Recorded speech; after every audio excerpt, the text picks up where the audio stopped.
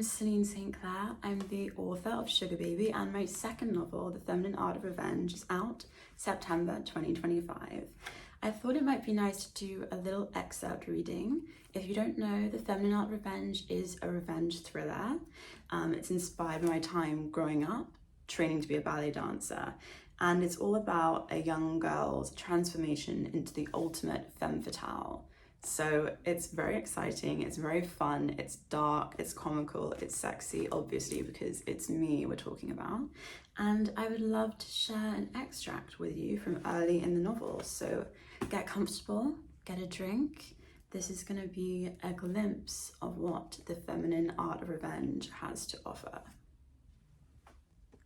So this is after Sylvie our main character, has started her new job and she's met Jay for the first time. Sylvie was drunk on wine and sunshine by the time she floated up to bed. She lay awake on top of her covers for hours as the light outside her window spun through a spectrum of lilacs and ambers before finally settling into a deep star-studded blue. She doubted she'd be able to sleep. Her body fizzed with adrenaline, and she pulled up the blinds so that she could lie down against her pillow and count the stars outside her window. She no longer lived in dread of the morning. She found herself invigorated at the thought of a new day, a chance to appear in glorious colours to him. To him. She had been revived with a burning sense of purpose. She was going to find out what he wanted and become it. What did men want? Aunt Jacqueline had been an expert on the subject and often offered her thoughts unprompted. Sylvie had vivid memories of the parlour room in Aunt Jacqueline's Richmond townhouse, the feel of the pale pink velvet upholstery on her armchairs. "Darling, if you really want to know the truth," her aunt had told her over steaming cups of Earl Grey from Fortnum & Mason's, poured into delicate blue and white china teacups. "A man can't resist a woman with a life of her own. No matter what nonsense you might hear, all you really need is to have lived a life. A little scandal, a few secrets, a few love affairs, and you don't tell him everything, of course, but a well-placed hint and he'll be wound around your finger. You're letting him know that you are the star, and a real-life star is a very rare thing. Most people will never meet one." There had been no doubt in Sylvie's mind that Aunt Jacqueline really was a star. Her looks were so striking, so manicured, so eccentric. It was like she was always about to walk onto the set of a Hollywood film.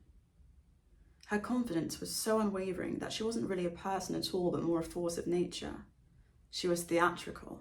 She liked to be heard and seen, whereas Sylvie didn't care for it unless she was dancing. She wanted to be irresistible to men, well, to one man, Jay, but she didn't know if she had what it took to be a star. She had a 2021 silver Citroen and a gym membership, but not a life. Secrets, though, she had plenty of. For instance, the real reason she left Willow Way. That was something nobody could ever find out about. She'd only been close to telling someone once, her Aunt Jacqueline, of course, but then she died, and Sylvie took it as a sign to keep her mouth shut. Of all people, Aunt Jacqueline would have understood. She would have had something smart and pithy to say about it that would have set everything right and put her at ease. But she was gone. It was too late. She left Sylvie an exquisite collection of vintage furs and stories of whirlwind affairs with Hollywood Lotharios and European princes. So Sylvie had no one to confide in, but she could look quite fabulous should she ever feel like it, which was fitting for Aunt Jacqueline, who was known to purr, "I'm all style, no substance, darling." Sylvie took a long hot bath, after which she sat in her dressing gown and brushed her hair in the mirror with Aunt Jacqueline's hairbrush, an antique hairbrush with a mother-of-pearl inlay, decorated with flowers all along the back of it and the inside of the handle too. She picked it up and dragged it gently through her strands of curls. She readied for sleep like a bride on her wedding night, with perfume and tinted lip balm and rose-scented body lotion that she applied by candlelight.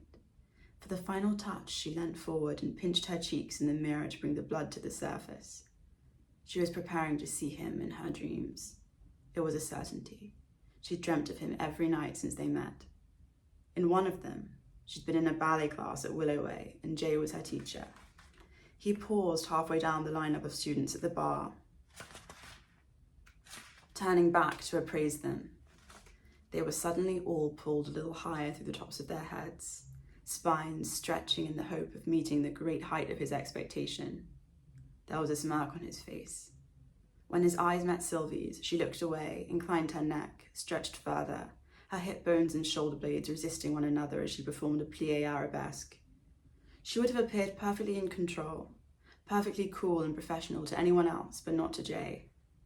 Sylvie forced herself to focus on the brushing sound of 10 pairs of feet sweeping the floor in unison, as the group performed battement en cloche, 2, 3, 4 in time to the music. This time, as Jay walked slowly back along the line of dancers, he paused a little longer by Sylvie so she knew he was watching her.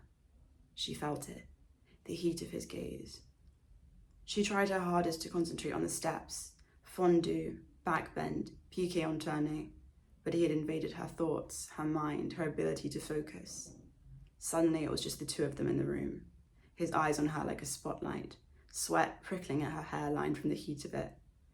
There was no music at all. No wiry-haired pianist plucking at her limbs, just the whispered song of their breath, hers minute and imperceptible between the bends and folds while he watched, pulling her toward him with a godlike ease, pulling in the floors like a magician with a handkerchief, sucking in the wooden bar and the wall of the mirrors, the dust-crusted chandelier. Sylvie felt as though she was being drawn to him, dragged toward him by a great force, and then she woke up. So yes, that's from one of the early chapters of The Feminine Art of Revenge. I hope you enjoyed that little extract. I would love to do another reading soon. I'm sure that I will.